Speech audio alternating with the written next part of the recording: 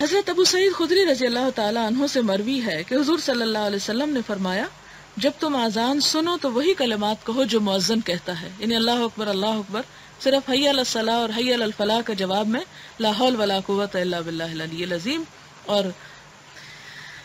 پھر اس کے بعد حضرت جابر کی روایت ہے، ان سے مروی ہے کہ حضور صلی اللہ علیہ وسلم نے فرمایا، جو شخص اذان سنے اور یہ کلمات کہے، اے اللہ اس دعوت کاملہ کے رب، یہی دعا اللہم رب ھذہ الدعوہ، اے اس قائم ہونے والی نماز کے رب، حضرت محمد صلی اللہ علیہ وسلم کو وسیلہ اور فضیلت عطا فرما اور آپ کو مقام محمود عطا فرما جس کا تو نے ان سے وعدہ فرمایا ہے. یعنی جو شخص یہ دعا پڑھتا ہے قیامت کے دن اس کے لیے میری شفاعت واجب ہو گئی. اچھا، آخر میں عموماً ہم لوگ اس دعا میں اضافہ کرتے ہیں وَارْزُقْنَا شَفَاعَتَهُ يَوْمَ الْقِيَامَةِ إِنَّكَ لَا تُخْلِفُ الْمِيعَادَ.